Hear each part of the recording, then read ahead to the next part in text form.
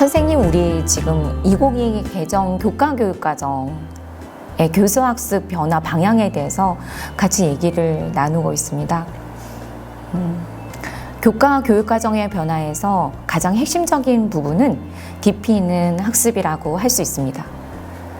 근데 깊이 있는 학습이라는 것에 대해서 우리가 어느 정도 이해를 했다면 결국은 이 깊이 있는 학습이 내 수업에서 어떻게 이루어질 수 있을까? 이게 선생님들의 가장 큰 관심사이실 것 같아요. 누구든지 깊이 있는 학습이 가지고 있는 의미를 알게 된다면 거기에 대해서 맞아. 각 교과마다 가지고 있는 고유의 어떤 탐구 기능을 발휘를 해서 아이들한테 정말 깊이 있는 학습에 도달하는 것이 가장 중요해라고 말씀하실 것 같아요. 깊이 있는 학습을 내 수업에 적용하기 위해서 세 가지 측면을 한번 선생님과 생각을 나눠보려고 합니다. 우선은 질문과 탐구입니다. 지식과 이해에 대해서 그것만을 중심에 놓고 수업을 하다 보면 어떤 때는 전달 위주의 수업이 될 수도 있는 것 같아요. 근데 우리가 학습을 한다는 것의 가장 핵심적인 측면은 탐구인 거고요. 그리고 이 탐구라는 것이 이루어지기 위해서는 결국은 그 연결고리를 질문이 하고 있다고 볼 수 있거든요. 그래서 우리의 일상적인 수업 속에서 바로 이런 질문과 탐구가 들어와야 되지 않을까라는 제안을 드리는 거고, 두 번째는 개념을 이해를 한다면 그것이 또 다른 맥락에서 전이가 일어날 수 있는 수업이 될 수 있지 않을까라는 이야기고요. 그 다음에 세 번째는 바로 이러한 개념 이해로 전이가 일어나기 위해서는 결국 아이들의 배움이 삶의 맥락과 연결된 그런 구조를 가지고 있어야 된다는 측면이죠. 그래서 이 세 가지를 선생님들과 조금 깊이 있게 다뤄보도록 하겠습니다. 선생님들 2022 개정 교육과정에 바뀐 내용 체계표를 많이 살펴보셨을 것 같아요. 그래서 이 내용 체계표에 보시면 지식 이해, 과정 기능, 가치 태도 이렇게 세 가지의 범주로 내용 체계표가 구성이 되어 있고요.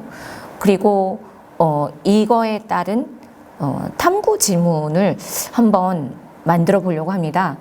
수학과에서 변화와 관계라는 새로운 영역이 들어왔거든요. 예, 저도 이 그러니까 이 영역이 교실에서 어떻게 구현이 될지 굉장히 궁금한 측면이 있어요. 근데 이 변화와 관계라는 것을 다루기 위해서 우선 지식적인 측면에서 다루어지는 게 1차 함수와 그래프, 1차 함수와 1차 방정식의 관계고요. 그리고 이것을 이제 학습하는 과정과 그리고 아이들이 이제 발휘해야 되는 기능을 보시면 식의 값과 함수값 구하는 것, 그 다음에 방정식, 부등식, 함수와 관련된 문제 해결하기, 상황이나 관계를 표식 그래프로 나타내기, 주어진 그래프 해석하기, 1차 함수의 그래프의 성질 설명하기, 1차 함수의 그래프와 미지수가 두 개인 1차 방정식의 해 사이의 관계를 설명하기, 이게 아이들이 이 학습하는 과정에서 습득해야 될 이제 기능인 거죠. 그리고 아이들이 이렇게 학습을 하다 보면 가지게 될 가치와 태도가 순서상과 좌표, 그래프 등의 수학적인 표현이 굉장히 유용하다는 거, 편리하다는 걸 인식하는 거, 그다음에 함수가 이래서 필요하구나 라고 인식하는 거, 그리고 실제 생활이나 또는 우리가 자주 직면하는 사회 현상이나 자연 현상 속에서 나오는 문제들을 수학적인 모델링을 통해서 해결할 수 있는 그런 도전적인 태도, 그리고 체계적으로 사고를 해서 합리적으로 의사결정을 하고 그 다음에 타당한 근거에 따라서 논리적으로 설명하는 태도, 이런 것들을 이 변화와 관계 영역을 이제 학습하면서 아이들이 도달하게 되는 이제 역량이라고 할 수가 있습니다.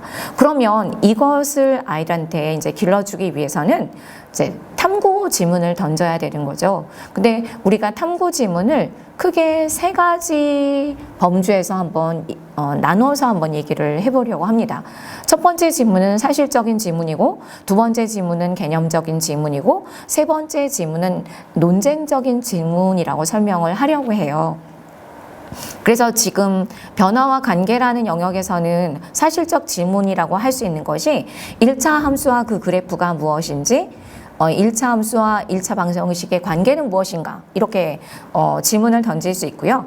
개념적 질문으로 얘기할 수 있는 거는 상황이나 관계를 일반화하기 위해서 그래프를 어떻게 사용할 수 있는가, 그래프의 사용에 대한 거죠.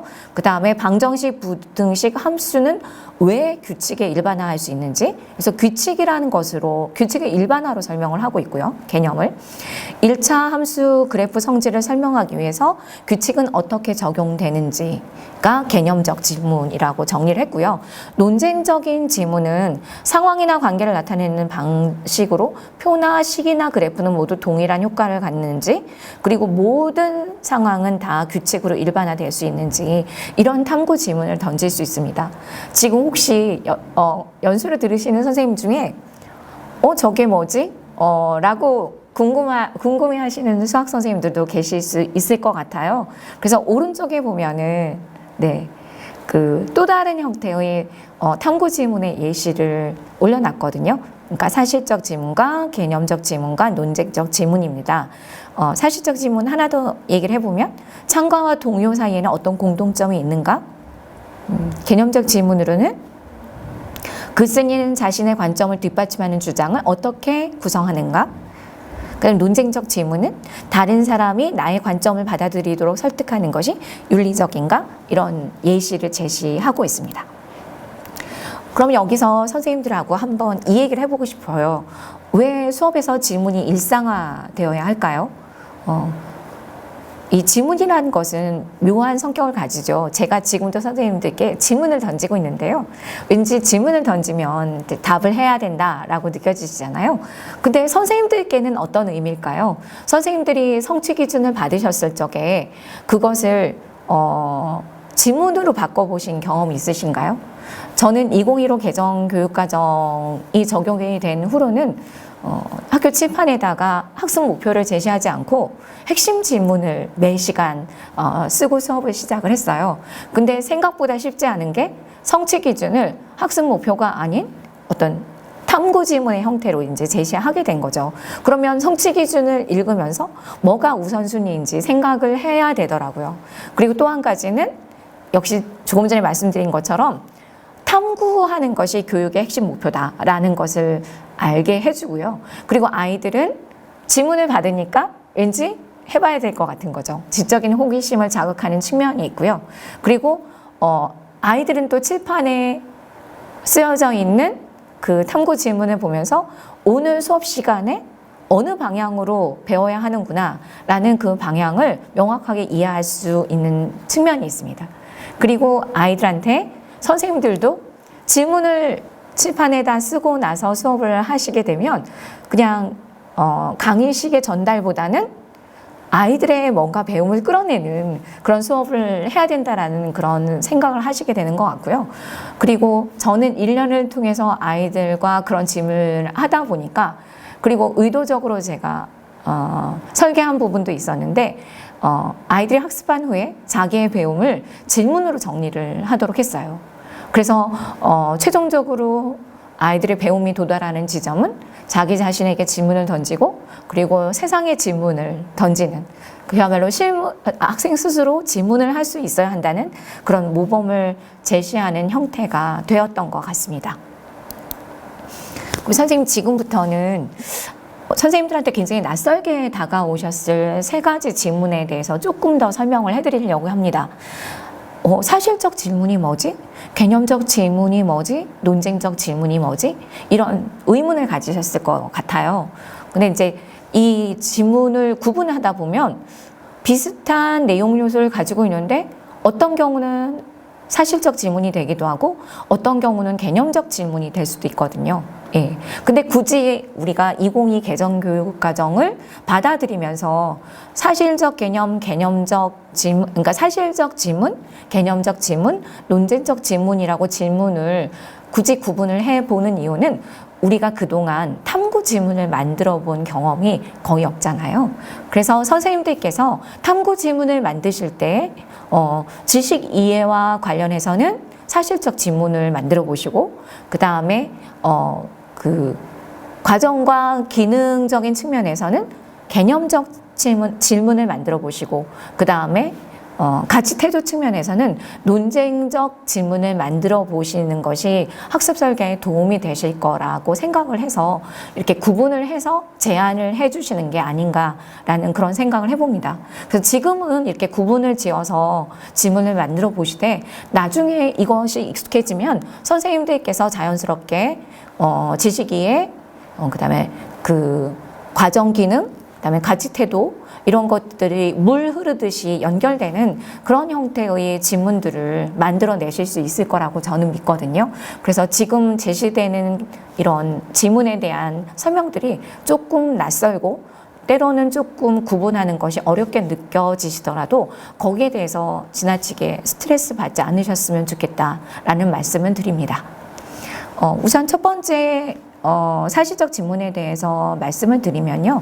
여기부터는 이 자료를 개발하신 선생님께서 IB 프로그램을 많이 염두에 두시고 이 자료를 만드신 것 같아요.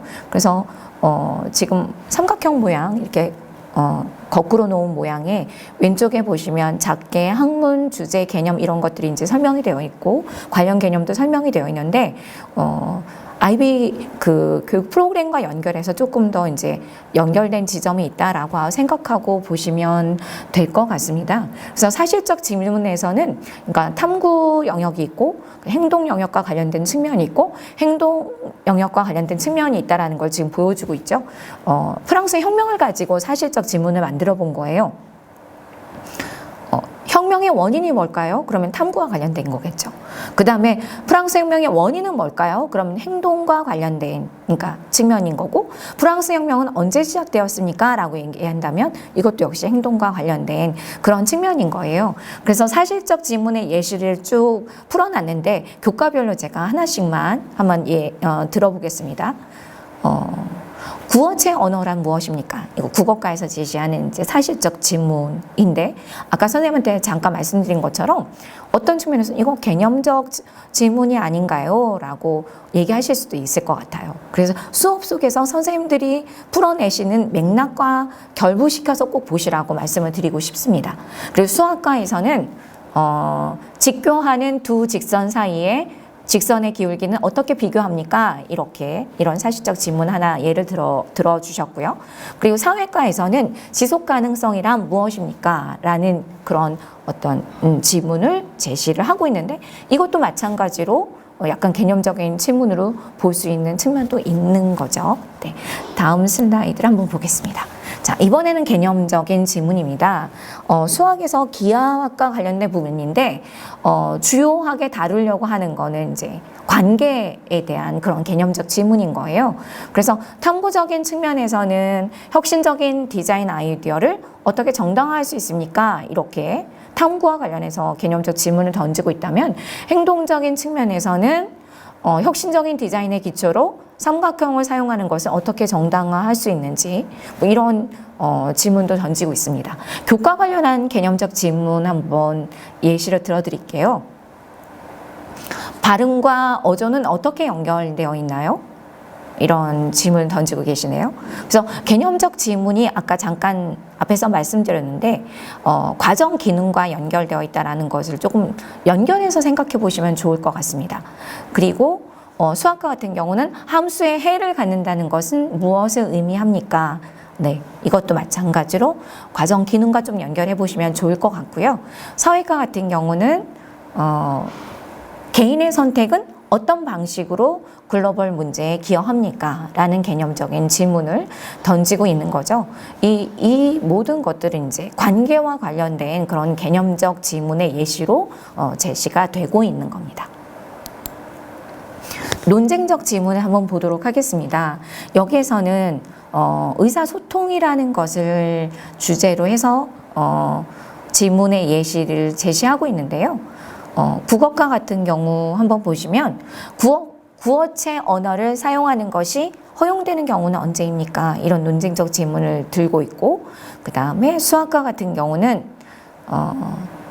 질서와 혼돈 중 무엇이 더 자연스러운가요? 이런 질문을 던지고 있고, 사회과 같은 경우는 정부와 지역사회, 개인은 환경을 보호할 동등한 책임이 있습니까? 이런 논쟁적 질문을 던지고 있습니다. 네, 지금 논쟁적 질문은 가치 태도랑 연결되어 있는 질문이에요. 흔히 우리가 그냥 논쟁적 질문이라고 하면 보통은 말 그대로 1대1 토론이라든지 뭐 이런 것들, 찬반 토론을 떠올리게 되잖아요. 근데 그것보다는 여기서의 논쟁적 질문의 의도는 가치 태도랑 연결이 되어 있다. 그거랑 연결해서 생각하시면 될 것 같고, 지금 제시해 드리는 그 질문이 약간 생경하시더라도 네, 지금 수업의 맥락 속에서 다루어지지 않아서 그런 측면이 있다는 것을 감안하고 보셨으면 좋겠습니다. 자, 깊이 있는 학습을 내 수업에 적용하기를 이야기를 하고 있습니다.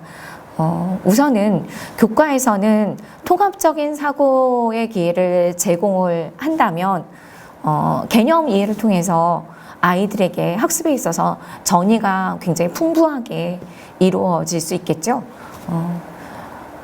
제가 수업에서 아이들과 생태시민 프로젝트를 할 적에 저는 아이들한테 모둠 내 직소 형태로 이제 탐구 지문을 제시를 했어요.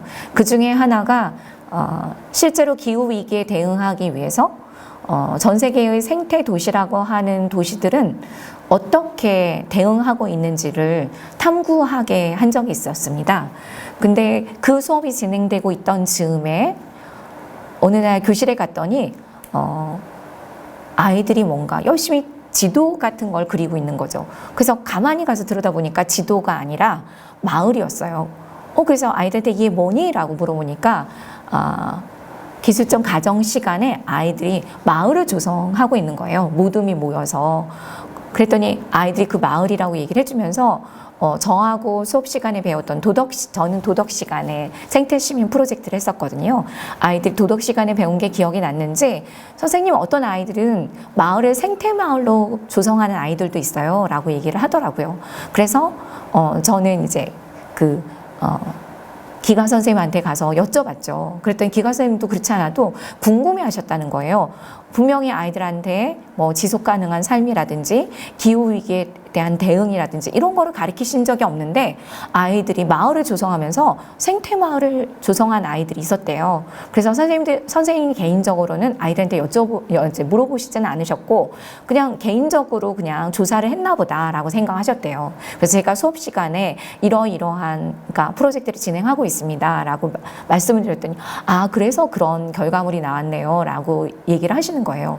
그래서 저는 그 얘기를 듣고 좀 아쉬움이 남았던 게 만약에 기가 선생님하고 제가 사전에 아이들하고 교과 통합적인 사고를 좀 더 구조화해서 제공을 했었다면, 그러니까 예를 들어 아이들이 마을을 조성하는데 그 조건 중에 한 가지가 도덕 시간에 배운 기후위기 대응의 측면을 반영을 해서 생태 마을의 요소를 뭐 반드시 한 가지 이상은 집어넣어야 한다라든지 이런 식의 기회를 아이들한테 제공을 했다면 더 많은 아이들이 도덕 시간에 배웠던 기후위기 대응이거나 아니면 기가 시간에 배웠던 어떤 마을을 조성하는 것에 더 많은 교과 통합적인 그런 학습이 진행되지 않았을까라는 생각을 하게 됐습니다. 그래서 지금 보시면 조금 어려운 공통적인 개념들을 제안하고 있어요. 심리, 그다음 변화, 의사소통, 공동체, 연결, 창의성, 문화, 형식, 세계적 상호작용, 정체성, 논리, 관점, 관계, 개발, 시스템, 시간, 장소, 공간 이런 것들입니다. 아마 이런 것들은 약간 추상적으로 다루어지건 구체적으로 다루어지건 간에 교과에서 연결고리를 많이 가지고 있을 것 같아요. 아까 규칙 얘기 잠깐 말씀을 드렸는데 우리가 규칙이라고 하면 떠오르는 거 있죠. 아이들이 학기 초에 교실에서의 수업 규칙 같은 거 같이 만들잖아요. 그런 것처럼 규칙이라는 것이 창의적 체험활동에서 학급 자치와도 연결이 되지만 교과 속에서 배우는 교과와도 연결되는 측면이 있는 것 같아요. 수학에서도 굉장히 많은 규칙을 배우고 있죠. 그래서 이런 어떤 공통적인 개념에 대해서 아이들이 교과 통합적으로 사고할 수 있는 기회를 준다면 아이들의 배움은 훨씬 더 깊어지고 그리고 유사한 맥락에서 더 많은 전이가 일어날 수 있을 거라고 생각을 해봅니다. 네, 선생님, 그 개념 이해로 전이가 일어나는 수업에 대해서 얘기를 하고 있어요. 그래서 공통적 개념이라는 게 쉽지는 않은 것 같습니다. 그 오른쪽에 보시면 IB에서 제안하고 있는 형태의 양식이에요. 키 컨셉, related concept, global context 제시를 하고 있고요. 그에 따른 탐구 진술문을 제시를 하고 있거든요. 예, 아마 IB 교육과정에 대해서 선생님들 관심이 있으신 분들은 중등 프로그램이 어떤 내용인지 아마 보신 분들도 계실 것 같아요. 그래서 보면은 키 컨셉이 맥락 소통, 그다음에 공동체, 자아 정체성, 관점, 그다음에 성찰과 문제 해결 전략이라면 그다음에 관련된 컨셉이 목적, 구조, 관점, 맥락, 자기 표현이고요. 그리고 그 글로벌 컨텍스트로 나타날 때는 그것이 정체성과 관계, 개인과 문화적 표현이나 세계화와 지속 가능성과 연결이 된다는 거죠. 선생님들이 이제 IB 교육과정이 왜 등장하게 됐는지는 거의 맥락을 알고 계시기 때문에 이러한 글로벌 컨텍스트를 고려를 해서 결국은 탐구 진술문이라는 것이 이렇게 나오게 되어 있는 걸 이해를 하실 수 있으실 것 같아요. 우리 사회의 지속 가능한 발전을 위해 맥락을 이해하는 것이 사회적 갈등을 해결하는 데 도움이 되는가, 이런 탐구 진술문을 제시를 하고 있어요. 그래서 선생님들 왼쪽에 보시면 저희 그 2022 개정 교육과정에서 국어 교과에서 이야기하는 핵심 아이디어와 관련된 부분을 쭉 진술을 하고 있거든요. 그래서 선생님들께서 거기에 핵심 아이디어 속에서 나타나는 이런 어떤 키 컨셉, 그 다음에 related 컨셉, 이런 것들을 좀 연결해서 보실 수 있지 않을까 싶어서 노란색 펜으로 이렇게 쭉 연결을 해놨거든요. 다음 슬라이드 보시면 이제 앞에서 보신 것들을 바탕으로 해가지고 실제로 이제 교과와 관련된 이제 지문을 만들 수 있다는 거죠. 사실적 지문과 개념적 지문과 논쟁적 지문인데, 그러니까 사실적 지문은 이제 국어 교과에서 상황 맥락이란 무엇인가, 그 다음에 사회적 맥락이란 무엇인가, 그러니까 개념적 지문은 그러면 중요한 이유는 무엇인가 이렇게 얘기를 하고 있고요. 논쟁적인 지문은 이것이 사회적 갈등을 해결하는데 상황 맥락과 사회적 맥락을 이해하는 것이 어떤 도움이 되는가 이렇게 질문을 던지고 있어요. 그래서 이 수업을 풀어가기 위해서 이런 탐구 질문이 제시되고 있고, 그리고 구체적으로 상황들을 국어 수업 시간에 이제 자료가 언급이 되어 있죠. 외국인들이 이해하기 어려운 한국인들의 말과 관련된 이제 영상을 시청한다든지, 그 다음에 오정혜의 소음공예라는 자료를 본다라든지, 그러니까 그래서 이러한 맥락을 제시를 하면서 아이들한테 이제 탐구 지문을 던져주는 거죠. 그리고 나서 아이들이 이런 상황이나 맥락과 관련해서 사회문화적인 맥락의 중요성을 이제 파악하는 거죠. 그래서 수행 과제로서 이제 제시가 되는데, 예를 들어 또래 멘토링이라든지 어르신과 함께하는 문화 축제라든지 이런 것과 관련된 이제 자료 조사를 한다든지, 그 다음에 이걸 토의를 하고 결국은 이제 정책 프로젝트로 발표를 준비하는 형태로 수행 과제가 제시가 되고 있습니다. 세 번째는 삶의 맥락과 연결하는 측면이에요. 이거는 IB 중등 프로그램에서 이야기하는 이제 글로벌 컨텍스트, 즉 이제 세계적인 맥락이라고 되어 있는데요. 그러면 선생님들께서는 그렇게 생각하실 수 있을 것 같아요. 그건 IB의 글로벌 컨텍스트고 어떤 학습의 맥락이지, 그걸 우리 교실 속에 가지고 들어오는 거는 무리가 있는 거 아닌가라는 생각을 하실 것 같아요. 근데 재미있는 지점은 2022 개정교육과정의 총론, 이 총론이 이제 서술되는 배경을 들여다보면 IB에서 바라보고 있는 세계적인 맥락과 우리 2022 개정교육과정에서 이 개정의 배경으로 보고 있는 그 어떤 맥락의 지점이 크게 다르지 않다는 것을 선생님께서 발견하실 수 있을 것 같아요. 우선은 IB 중등 프로그램에서 보는 세계적인 맥락은요, 정체성과 관계, 시공간의 방향성, 개인적 문화적 표현, 과학과 기술의 혁신, 세계화 및 지속 가능성, 그리고 공정과 발전입니다. 근데 저희 2022 개정 교육과정에서 제시하고 있는 개정의 배경은요, 개인과 사회 공동의 행복, 정체성과 자기주도성, 책임 있는 민주시민, 공감과 상호협력, 포용력과 이해력, 보편적 사회복지, 생태 전환과 기후변화, 디지털 전환과 AI 이렇게 되어 있어요. 어때요? 선생님 생각은 어떠신가요? 선생님, 깊이 있는 학습을 아이들의 삶과 어떻게 연계할 수 있는지 그 방안을 그 IB 중등 프로그램에서 다루고 있는 것을 살펴보고 있는 중입니다. 글로벌 컨텍스트라는 것이 우리에게도 좀 의미가 있었다라는 말씀을 드렸어요. 그리고 결국은 2022 개정 교육과정의 배경 자체도 지금 어떻게 보면 사회의 변화, 과학기술의 변화와 같은 것들을 받아들여서 이제 총론에서 설명을 하고 있는데, 오른쪽에 표를 가지고 조금 전에 선생님들한테 말씀을 드렸었어요. 그럼 우리가 이러한 맥락을, 삶의 맥락을 아이들한테 어떤 형태로 이제 탐구 진술문으로 이제 설정을 할 거냐라는 부분입니다. 그래서 보면은 키 컨셉을 관계로 잡고, 릴레이티드 컨셉을 적응으로 잡고, 글로벌 컨텍스트는 이제 공감과 상호 협력이라고 본다면, 이것을 그러니까 나를 둘러싼 관계와 상호 작용을 하는 과정을 통해 공감과 상호 협력의 태도를 형성할 수 있다. 이러한 탐구 진술문을 이제 설정할 수 있다는 거죠. 그러면 이제 아이들이 자신의 삶의 맥락으로 이 지금 관계와 적응과 같은 이런 컨셉을 학습할 수가 있는 거죠. 그리고 거기에 더해서 글로벌 컨텍스트까지요. 그러니까 삶의 맥락까지요. 근데 여기서 제안 드리고 싶은 것이, 선생님들께서 그러면 삶의 연결고리를 어떻게 만들어 가느냐, 쉽지 않다라고 얘기를 하실 것 같아요. 그런 경우엔 저는 몇 가지 확장된 텍스트를 써보시면 어떻겠냐고 제안을 드리고 싶습니다. 선생님들께서는 대부분 다 교과서로 많이 수업을 하실 것 같아요.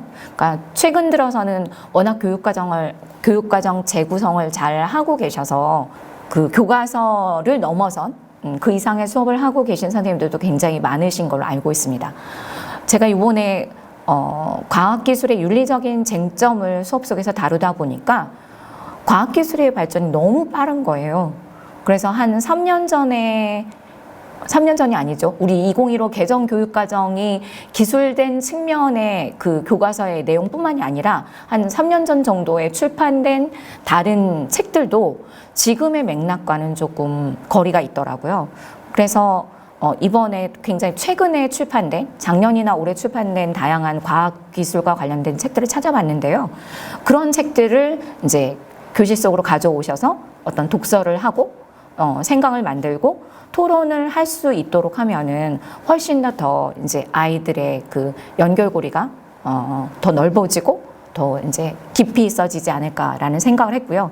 또 하나는 문화예술이 가지는 맥락입니다. 이거는 어떻게 보면 교과 통합적인 측면에서도 생각해 볼 수 있지만 문화예술이 가지고 있는, 우리가 이제까지는 당연하다고 생각해왔던 것들을 어떻게 보면 낯설게 보게 하는, 그러니까 세상에 대해서 질문을 던지게 하는데 문화예술만한 소재가 없는 것 같아요. 그래서 이러한 것들을 가지고 와서 선생님들께서 어떻게 보면 탐구할 소재로 제시를 해주시면 굉장히 좋을 것 같고요. 그리고 또 하나는 맥락화된 그런 교육, 그 다음에 사회적 실천으로서의 교육입니다. 제가 이번에 생태시민 프로젝트를 아이들과 진행하면서 거의 한 달 동안 진행을 해왔는데요. 여러 가지 그러니까 탐구 지문을 해결하면서 맨 마지막에 아이들이 이제 도달하는 지점이 학교에서 변화 일으키기였습니다. 그러니까 기후 위기에 대응한다는 거는 아이들이 그러니까 사회에 나가서 그러니까 학교를 마치고 사회에 나가서 어른이 된 다음에 하는 기후 위기 대응이 저는 아니라고 생각을 했거든요. 현재 아이들은 청소년 시민이고 학교라는 사회에서 생활하면서 그 사회 속에서 자기가 기후위기에 대응할 수 있는 그런 지점을 충분히 찾아낼 수 있다라고 생각을 했어요. 그래서 실제로 아이들은 너무 훌륭하게 학교 내에서 구석구석을 살펴보면서 자기들이 기후위기에 대응할 수 있는 어떻게 보면 정말 사소하지만 사소하다고 볼 수 있지만 냉난방기를 줄이고 뭐 덧옷을 더 입는다든지 그다음에 자기네들이 그러니까 특별실로 이동하면서 평상시는 그냥 무심코 켜놨던 전등을 끄는 것 그리고 그것을 놓치는 친구들을 위해서 포스트잇에 그런 내용들을 담거나 또는 작은 포스터를 만들어서 붙이거나 하는 형태로 아이들은 현재 자신의 삶 속에서 어떤 실천을 통해서 배운 내용을 습득하고 결국은 또 다른 어떤 실천으로 되돌리는 그런 모습을 봤거든요. 그래서 이런 확장된 텍스트를 선생님께서 사용하시면 어떨까라는 생각이 들었습니다. 꽤 길게 선생님들하고 같이 2022 개정 교육과정이 교수학습 측면에서 어떤 변화가 있는지를 탐구를 해온 것 같습니다. 지금 교육청에서는 그러니까 선생님들께서 또 다른 이제 개정 교육 과정을 받아들이시면서 그걸 또 교실에 적용하기 위해서 많은 고민을 하실 거라는 것을 알기 때문에 먼저 앞서서 이제 프레임워크를 개발하는 중입니다. 저도 함께 하고 있는데요. 탐구와 그다음에 실행과 그다음에 그것을 통해서 아이들의 이제 성찰 과정까지가 이제 반영이 되는 형태로 그렇게 개발을 하고 있는 중인데 아마 현장에 배부가 되면 선생님들께서 2022 개정 교육과정을 이렇게 변화된 교수학습에 깊이 있는 학습이란 측면을 내 수업에도 이렇게 적용할 수 있겠구나라고 어떻게 보면 그러니까 아이디어를 얻는 측면에서 부족한 자료지만 또는 어떤 선생님들은 굉장히 엄청나게 훌륭한 자료들도 같이 공유해 주실 수 있으실 거라고 믿기 때문에 그런 측면에서 살펴보시고 적용을 하시면 아이들에게 의미 있는 학습이 될 것 같습니다. 이상으로 선생님들과 2022 개정 교육과정의 교수학습 방향의 변화 어떻게 진행되었는지 그리고 우리는 어떤 것에 대해서 중점을 두고 또 교실에서 아이들을 만나야 되는지 함께 얘기를 나눠봤습니다.